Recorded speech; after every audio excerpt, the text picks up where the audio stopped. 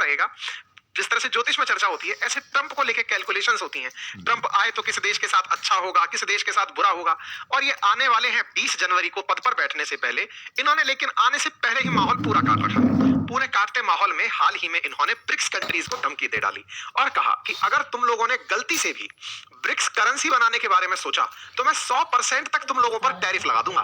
Tariff बोले तो तुम्हारा माल बिकने आएगा, जितने का माल होगा उतना ही कर वसूलूंगा ताकि तुम अमेरिका को माल ना बेच सको। 100% टैरिफ की धमकी बकायदा इन्होंने ट्विटर पर दी थी और वो ट्विटर पर दी गई धमकी करोड़ों में पहुंच चुकी है। मतलब इस समय वन ऑफ द बेस्ट धमकी मानी जा रही है कि इन्होंने एक साथ ब्रिक्स कंट्रीज को, जो ओरिजिनली 5 कंट्री थे, साथ में 4 और नए जुड़ गए, अब एक सऊदी अरब बचा, अदरवाइज 10 कंट्री कहलाते, उन सबको एक साथ धमका दिया, जिसके अंदर Brazil, Russia, India, China, south Africa originally थे। उन सबको धमका के कहा कि तुमने अगर ब्रिक्स नोट बनाने की चर्चा की या विचार भी किया तो तुम सब लोगों को एक साथ हाँक देंगे। भाई साहब, मैंने इसके ऊपर पूरा एक सेशन किया था अपनी पाठशाला पर एक दिन पहले ही।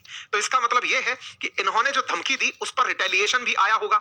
इन देशों ने अपनी अपनी प्रतिक्रियाएं भी दी होंगी। तो आज मैं आपको वो सारी प्रतिक्रियाएं बताऊंगा। प्रतिक्रियाओं के साथ साथ ये भी बताऊंगा कि कितना तैयार है सारे देश इसके आने से पहले। जैसे होता है ना कि पहले ही तैयार हो जाते हैं। अपनी कहानियों में सुनते हैं शनि की दशा आएगी तो पंडित जी ने कह रखा है कि ये काम करने होंगे। तो ऐसे ही राजनीतिक पंडितों ने बता रखा है कि किसको क्या करना है। खैर, यहां तक निपटने की तैयारी तो अपने पास थी, लेकिन ये भाई साहब केवल ब्रिक्स देशों तक ही नहीं रुके। हमारे पास तो इलाज था कि इसका क्या करना है, लेकिन जो इसके पड़ोसी हैं उनकी इसने सुख चैन नींद उड़ा दी। ये बेचारा वैसे ही आइसोलेट हुआ पड़ा है पूरी दुनिया में। नाम है इसका ट्रूडो। टेंशन ये है कि ये जाकर ट्रंप से पहले ही मिल लिया। अक्सर मैं ये कहता हूं कि सरकारी कार्यालयों में जब कोई ऑफिसर बहुत ज्यादा कुछ सैल प्रवृत्ति का आता है कि मैं ये तोड़ दूंगा, मैं ये बना दूंगा, ये कर दूंगा, तो फिर उसके अधीनस्थ कर्मचारी ये मानने लगते हैं कि साहब हमारे रिश्वतखोर हैं। ये धमका इसलिए रहे हैं ताकि सब लोग जाके हाथाजोड़ी करें कि सर प्लीज देख लीजिएगा।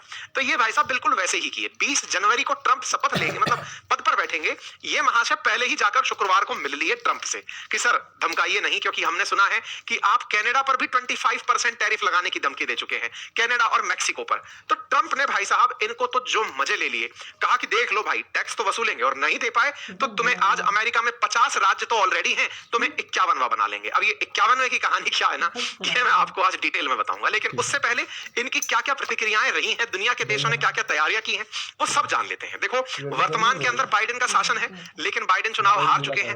अभी जीते हुए 6 नवंबर से ट्रंप हैं। ट्रंप जनवरी में शपथ लेंगे, लेकिन इस बीच में दुनिया भर में जो भूचाल आया हुआ है वो ट्रंप की एक नीति से है। और वो नीति है कि ये अमेरिका को फिर से ग्रेट बनाना चाहते हैं।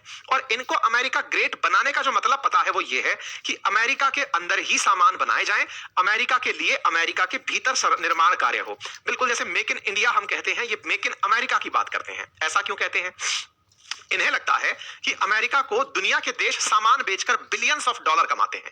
जहां तक 40% अमेरिका सामान इंपोर्ट करता है वो 3 देशों से मिलाकर करता है। सबसे ज्यादा चीन से, उसके बाद मैक्सिको से और उसके बाद कनाडा से। ये 3 देश मिलकर लगभग 1000 बिलियन से अधिक, लगभग 1500 बिलियन डॉलर के आसपास का सामान अमेरिका को बेचते हैं। इन्होंने अपनी दुनिया को सपने दिखाए कि देखो अगर मैं आया तो दुनिया का ये जो सामान हम खरीदते हैं और ये पैसा हमारे देश का इन 3 देशों में जाता है, इनको मैं रोक दूंगा और अपने देश में सामान बनाऊंगा। अपने देश में बनाएंगे तो कोई कंपनियां काम करेंगी, कंपनियां काम करेंगी तो दुनिया ने सोचा कि अमेरिका ऑटोमेटिक ग्रेट हो जाएगा। क्यों?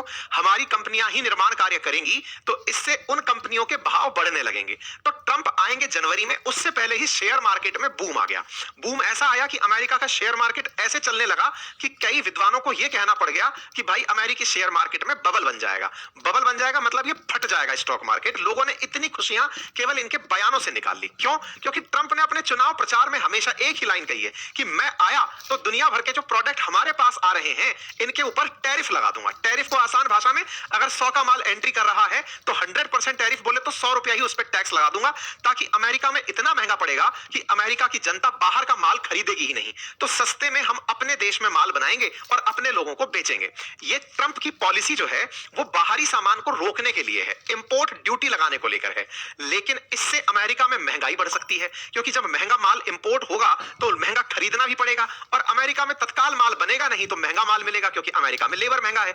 तो महंगाई बढ़े, इससे बचने के लिए ट्रंप ने आइडिया दिया कि मैं इनकम टैक्स हटा दूंगा। मतलब अगर मैं राष्ट्रपति बनता हूं तो ना केवल टैरिफ बढ़ाऊंगा बल्कि आपको चीजें महंगी ना पड़े इसलिए इनकम टैक्स में वेवर कर दूंगा। इससे अमेरिकी लोगों ने बड़ी खुशियां मानी तो उन्हें यह बहुत अच्छा लगा कि इंडिया पर टैरिफ लग जाएगा, चाइना पर टैरिफ लग जाएगा और हमको खर्चा ना देना पड़े, टैक्स में ट्रंप राहत दे देंगे। तो सोचो Docker is used by Fortune 100 companies, while Kubernetes stands tall as the ultimate king of use होता है।